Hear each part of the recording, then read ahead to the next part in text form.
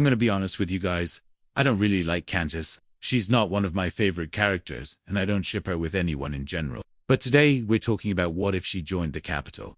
So let's get into it. Now, this is gonna be very different from my usual videos, but this is something that I wanted to do for a while now, and so I hope you all enjoy it. Oh, and by the way, this was requested by someone on my Discord server, so shout out to them.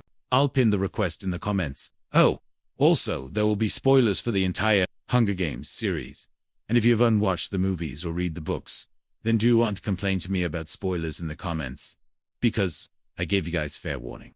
Okay, so like I said, this is going to be a bit different. We just talk about what would happen if Kantiss joined the Capitol, and how it would change things in general. So, first of all, I thought of two ways to bring her into the Capitol. The first way is that she is adopted by an important family in the Capitol and therefore has access to the best clothes, jewelry, makeup, food, and such. This version of Kantiss would probably be more focused on getting revenge on the people who took Katniss and Peeta away from District 12. She would have become a career tribute because the Everdeen family probably would have had connections with wealthy Capitol citizens. Or second, she could have been rescued by the Capitol before the end of the third book, Mockingjay. In this scenario, the Capitol would have seen her potential and brought her to the Capitol, perhaps to use her as a pawn against President Coin. In both scenarios, I think she would have become a major player in the Capitol. In both of these scenarios, I think she would be friends with Lucy Grayburg, since they are both strong female figures who tend to stick up for themselves and others. I think they'd become pretty close friends. The thing is, though, with Lucy Gray's ending, even if Lucy Gray didn't die, she couldn't have gone back to District 12 after the war, because it would no longer exist. And Lucy Gray loved her home, so I don't think she would have survived if she stayed in the Capitol. Of course, this is just my opinion. You can come up with your own theories about her situation down below. Now, in order for Katniss to join the Capitol in one of these ways, something would have to happen to the love story between her and Peeta. Either Peeta would have to completely forget about her and move on with his life, which I highly doubt, or he would have to die. Okay, this might be a bit dark, but hear me out. If Peeta died during the war, I believe Katniss would definitely become colder and more ruthless. She would definitely use his death as a motivator to destroy the Capitol and avenge him. Now, I personally prefer Peeta to die, simply because then it would make sense for Katniss to go to the Capitol afterwards. It would just make more sense for her to stay in District 12.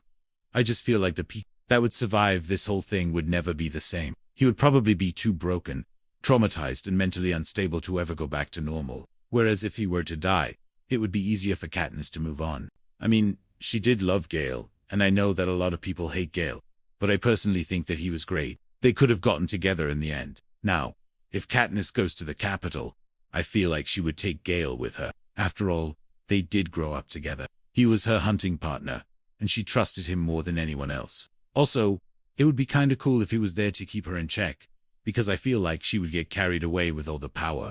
Alright. So here comes the plot twist. So remember how I said that if Peeta were to die, it would make more sense for Katniss to join the Capitol? Well, actually, that's not true, because in the books, it says that Katniss killed President Snow. She literally shot him. So even if Peeta were to die, I don't think Katniss would be merciful. She'd probably take over Snow's position and create a new district in District 13, which would make it a District 12.5. Does that make sense? Like she could have been president of the new Panem and made Katniss and Peeta's old house into a museum or something. Just saying. Anyway, I think Katniss would want to be closer to the source of power in order to protect the people she cares about. For example, she would want to be able to control the food supply chain in order to make sure that everyone was fed. She would demand for better working conditions and higher salaries.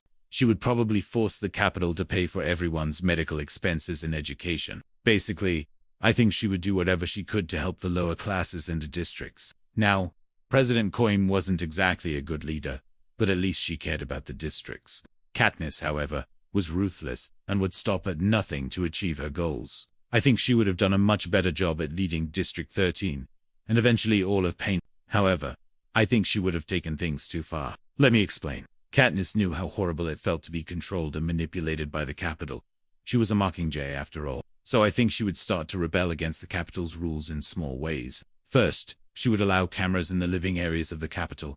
Then she would allow cameras in the interviews. Then she would hold rallies to encourage people to stand up against the Capitol. Pretty soon, She would be inciting full-blown rebellion and starting the story of a whole new trilogy. And to be honest, I am so excited for this new story. I think the world building would be amazing, since she would start to question the Capitol's authority. The peacekeepers would try to put her in the spotlight to manipulate her into becoming a symbol of hope for the district. At some point, I think the rebels would storm the Capitol and Katniss would have to fight with a bow and arrow against an army of peacekeepers. The odds would be stacked against her, but she would prevail and save the day. However, after the war, she would realize that there was no true hope for Panem, and that the only way to bring about real change was to burn the entire system to the ground. So she would kill President Snow again, but this time without hesitation. She would look at his lifeless body and realize that she had finally become the person that he always feared. But here comes the final twist. As she stands over President Snow's dead body, she would be approached by Seneca Crane. He would offer her a place by his side in the new Capitol. Katniss would accept and become the new head game maker. She would spend the rest of her days coming up with the most sadistic and cruel games imaginable, surpassing even the cruelty of the original Hunger Games. As she got older, she would turn the other tributes into her personal pawns and use them to climb the social ladder in the Capitol. She would become the most powerful woman in the Capitol and live a life of luxury and excess. The irony would be that she went from being a Mockingjay, who hated the Capitol, to being the most powerful person in the Capitol herself. And that's where we'll leave off. But if you want to continue the story, you can write a fan fiction about it. Comment your ideas down below. I'd love to read them. I hope you enjoyed this video. Give it a thumbs up if you did. Subscribe if you want to see more like it. And remember, I'm rooting for you.